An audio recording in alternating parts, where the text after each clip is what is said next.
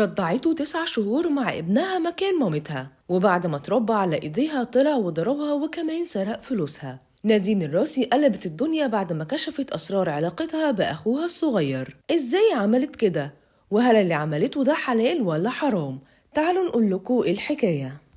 في الأيام اللي فاتت اتصدرت الفنانة نادين الراسي كل مؤشرات البحث، والناس كلها ملهاش سيرة غير التصريحات اللي طلعت قالتها عن أخوها الصغير، اللي من بعد وفاة أخوهم الكبير وهو مش همه حد، وطول الوقت بيتعرض لنادين بالضرب والإهانة علشان عايز يورث فلوس وياخد أكتر من حقه.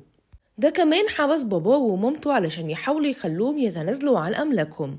وأكتر من مرة كانت بتحاول نادين إنها تطلع تستغيث بالناس وتعرفهم حقيقة أخوها، وإن كل اللي همه الفلوس وبس، لدرجة إن الأمر وصل بيها إنها تصور علامات الضرب اللي في جسمها وتنزلها على السوشيال ميديا كلها.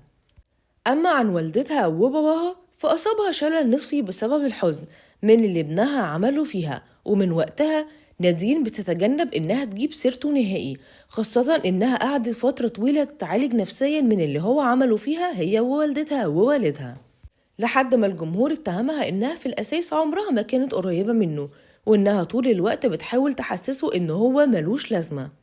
ومن هنا اضطرت نادين توضح موقفها، وكشفت مفاجأة عمر ما كان حد يتخيلها، وقالت في تصريحات إذاعية: أخويا الصغير أنا فطمته عن أمي ورضعته 9 شهور مع ابني مارك اللي اتولد في وقتها.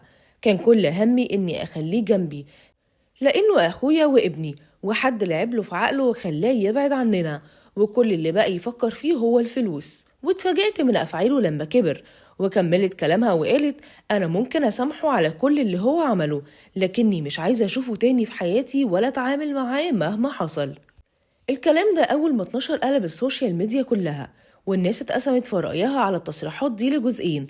نص كان شايف ان اللي بتقوله نادين ده محاولة منها للتصدر لترند وانها ترجع اسمها للساحة الفنية من تاني، والنص التاني قالوا انها بتحاول تعبر للناس عن مدى قوة العلاقة بينها وبين اخوها من وهم صغيرين، علشان تثبت ليهم انها ما كانتش وحشة معاه زي ما هم بيتهموها. لكن فضل السؤال اللي كل الناس بتسأله: هو اللي عملته نادين ده حرام ولا حلال؟ علشان يطلع رجال الدين يأكدوا ان اللي حصل حلال 1000000%، طالما الأم كانت ممتنعة عن إرضاعه. تفتكروا نادين فعلا كانت بتحاول تتصدر لترند، ولا كانت بتحاول تدافع عن نفسها مش أكتر؟ شاركونا رأيكم في التعليقات، وما تنسوش تفعلوا زر الجرس والإشعارات عشان يوصل لكم كل جديد من موقع صوت الملايين.